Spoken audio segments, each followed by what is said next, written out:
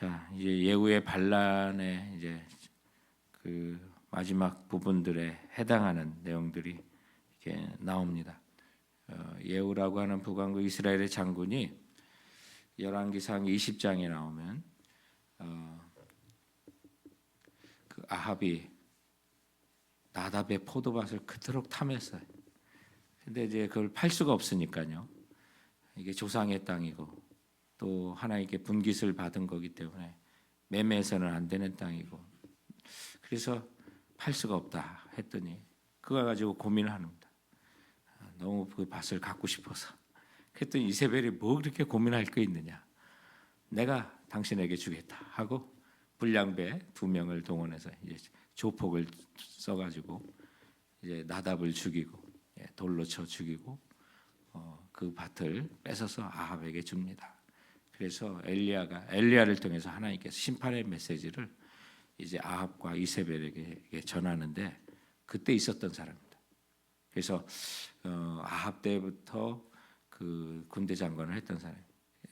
하나님께서 너희들의 피를 이 밭에 뿌리겠다. 그리고 개들이 핥고 또 새들이 먹어 흔적 없게 하겠다는 그런 얘기를 그래서 그 아합의 자손들까지도 너의 씨앗까지도 하나님께 철저하게 심판하겠다는 그 메시지를 엘리야를 통해서 듣는데 그 얘기를 들었던 사람이에요. 그런데 이것이 마치 오늘 이제 자기가 의인이 됐냐 여호와의 뭐 오늘 이 본문에 보면 여호와를 위한 나의 열심을 보라라고 해서 이제 도에 지나친 하나님께서 악인을 이제 철저하게 심판하기 위해서 또 다른 악인을 사용하실 뿐이지 자기가 결코 의로운 사람이 아닌 겁니다. 성격이 급하고 며칠 전에 본문에 의하면 뭐 마차가 아주 급하게 달려오는 모습을 보니까 저거 예후가 모는 마차가 아닌가 싶을 정도로 우락부락한 그 성격을 갖고 있는데 하나님께서 심판의 도구로 잠시 쓰실 뿐이에요. 근데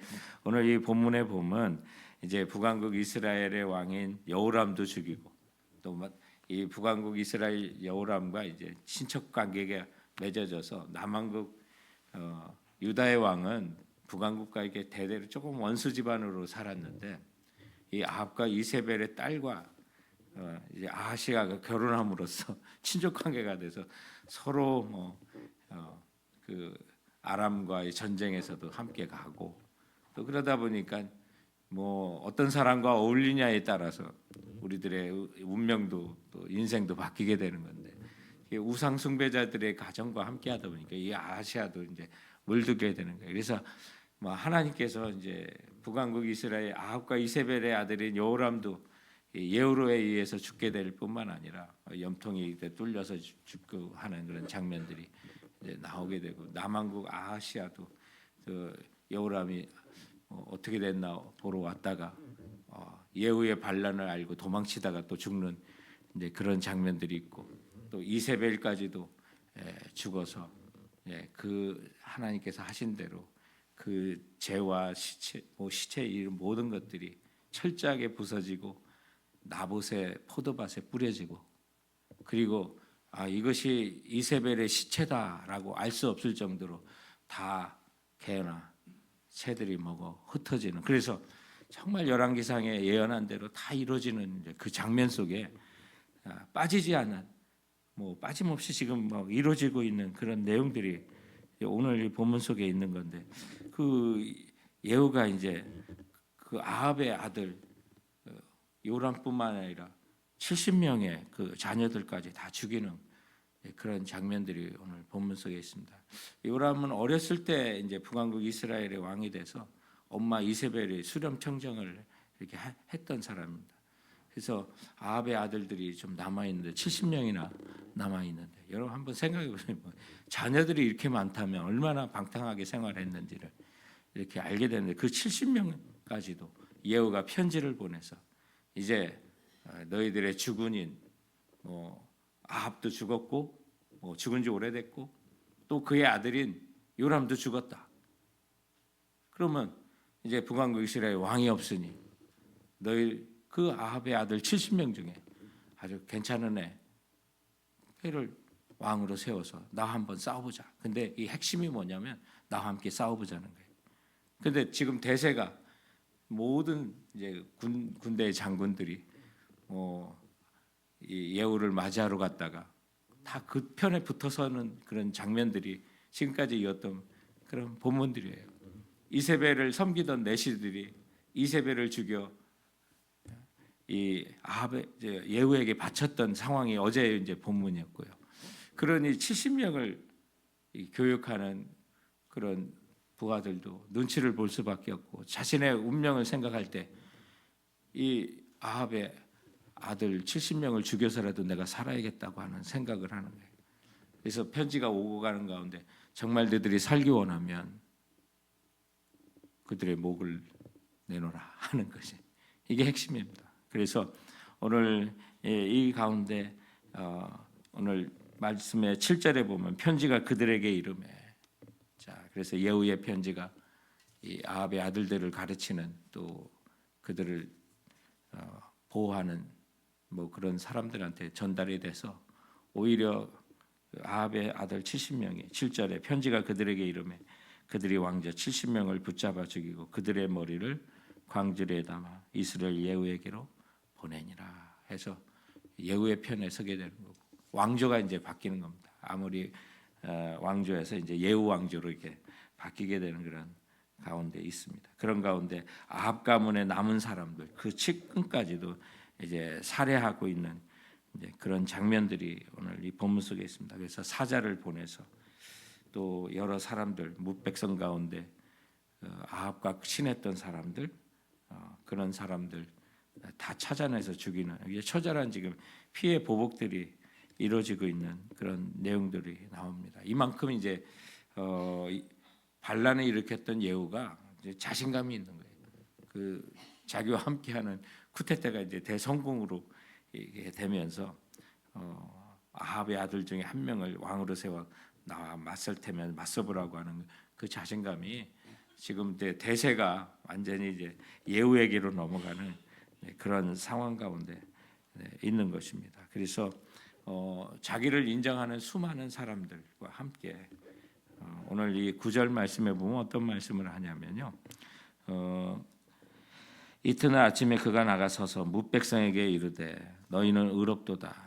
나는 내 주를 배반하여 죽였거니와 이 여러 사람을 죽인 자는 누구냐라고 해서 아주 너희들이 잘 판단했다라고 한 칭찬까지 하면서 자기와 함께 아합의 가문을 그 멸살하는데 그 정당성을 이렇게 부여하는데 그가 들었던 그 하나님의 그 아합 가문에 대한 그 심판에 대한 얘기를 마치 자기가 의인이 된 것처럼 지금 이제 행동하고 가는 그런 과정인데 그 지나치다고 하는 게 이제 오늘 12절 이하에 나오는 그 말씀이에요. 아시아의 형제들까지도 이제 북왕국에만 이런 피바람이 부는 것이 아니라 남왕국 유다에도 피바람이 부는 그런 내용들이 있어서 13절에 보면 예후가 유다 왕 아하시아의 형제들을 만나 묻되 너희는 누구냐 하니 대답하되 우리는 아하시아의 형제라 이제 왕자들과 태우의 아들들에게 문하나도 내려가노라 하는지라. 막 이만큼 지금 북왕국과 이스라엘이 또 남왕국 유다가 막 친하게 왔다 갔다 하는 그 시대가 열린 거예요. 그러면 뭐 그런 통로를 통해서 우상 숭배가 많이 있었던 거고 또 북왕국 이스라엘의 정말 어려운 상황이 막 발생하니까 이 남왕국 유다에서도 아시아가 그 형제들이 가서 무슨 일이 있나 안부라도 물어보자 하다가 그 사람들이 이제 오늘 14절에 예후가 이르되 사로잡으라 하며 곧 사로잡아 목자가 양털 깎는 집 웅덩이 집에서 죽이니 42명이 하나도 남지 아니하였더라. 철저하게 지금 심판을 하고 있는 그 내용들을 이렇게 보게 됩니다. 그래서 열왕기상 21장 21절에 가면 여호와의 말씀이 내가 재앙을 내게 내려 너를 쓸어버리되 아합과 이세벨에게 하신 말씀입니다. 내게 속한 남자는 이스라엘 가운데 매인자나 노인자를 다 멸할 것이요 라고 하는 정말 이 말씀이 철저하게 이루어지고 있는 그 내용을 우리가 보게 되는 것입니다. 이 장면들을 보면서 성도 여러분, 하나님의 심판은요 정해진 때를 향해서 지금도 멈추지 않고 흘러가고 있는 겁니다. 반대로 말하면 하나님의 은혜의 날, 또 주님의 말씀에 순종하는 자에게 주시는 그냥 구원의 날, 위로의 날, 상급의 날도 그 정하신 그 때를 향해 지금도 멈추지 않고 흘러가고 있다는 사실을 기억하셔야 됩니다. 한 세대가 흘러가고 아합과 이세벨이 하나님의 말씀이 나를 저렇게 심판한다고 했는데 생각도 못했을 거예요. 그러나 수십 년이 지나나 하나님의 말씀이 완전히 그 말씀들이 그대로 이루어지게 되는 것을 이렇게 보게 됩니다. 자, 그리고 이제 오늘 15절 이하의 내용들은 이제 장면이 바뀝니다. 그래서 여호와의 심판의 도구로 잠시 쓰임 받았던 그 예후를 맞이하러 나오는 한 사람인데 레갑의 자손인 여호나답이 나오게 됩니다. 그래서 여호나답을 만나게 되는데 이 레갑의 자손들은 하나님 앞에 좀 신실하고 또 신앙생활에 있어서 믿음의 순수함을 지켰던 그런 자손들입니다. 아마 하나님께서는 이 레갑 자손이 여호나답을 예후에 만나게 해서 그 이스라엘의 종교 개혁을 돕고자 했던 것을 이렇게 보여집니다. 그래서 예후는 여호나답이 예후와 함께할 것인지를 확인하고 자기 병거에 태우는 그런 장면들이 있는데 이제 의기등등해서 좀 경건한 사람도 함께하고 하다 보니까 예후가 이제 기고만장한 16절에 보면 나와 함께 가서 여호와를 위한 나의 열심을 보라라고 하는 그렇게 표현을 하고 있을 정도로 자기가 하나님에 대한 어떤 그 의의 도구로 쓰고 있는 것에 대한 어떤 열정을 보여주고 있는데 사실은 지나친 겁니다. 그래서 나중에 하나님께서도 그의 지나침을 심판하시는 그런 장면들이 있고 호세아서 1장 4절 말씀을 보면 여호와께서 호세아에게 이르시되 그의 이름을 이스르엘이라 하라.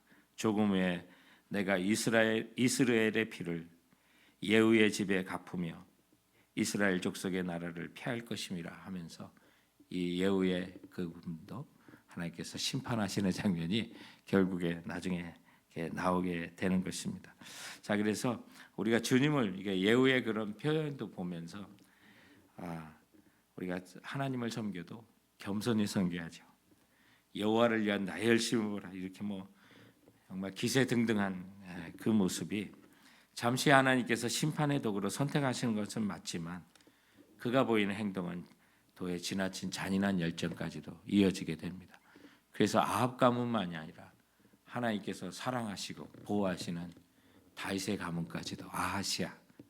비록 그 아하시아 시대에 아합과 이세벨의 딸과 결혼하면서 좀 가문이 흔들리긴 했지만 그러나 여호와 하나님께서는 남왕국 유다의 그 타락과 수많은 그 정말 범죄에도 불구하고 다윗의 위를 영원히 지키신다고 하는 그 하나님의 그 언약이 끝까지 다윗의 가문들을 지키시고 포로로 잡혀간 이후에도 바벨론 포로에서 1차 귀환할 때 스룹바벨을 통해서 1차 귀환을 하게 하신 것도 그 스룹바벨이 다윗의 직계 자손이기 때문에 그 나라를 회복시켜 주시는 거예요. 그런데 그 아시아의 자손 형제들까지도 다 죽이려고 하는 그 열심은 자기를 위한 열심이 되는 것을 이렇게 보면서 여러분 우리가 주를 섬기되 겸손히 주를 섬기되 겸손히 성령에 의지하여 하나님의 말씀에 따라 겸손히 주를 위해서 섬기는 자 되길 원합니다. 예후처럼 여호와를 위한 나의 열심을 보라 하는 기세등등한 그의 교만은 마지막에 또한 그 또한 심판받을 수밖에 없는 그 모습을 보면서 성도 여러분 오늘 이 말씀을 통해서 우리가 두 가지를 가지고 주님 앞에 기도하며 나가기를 원합니다. 오늘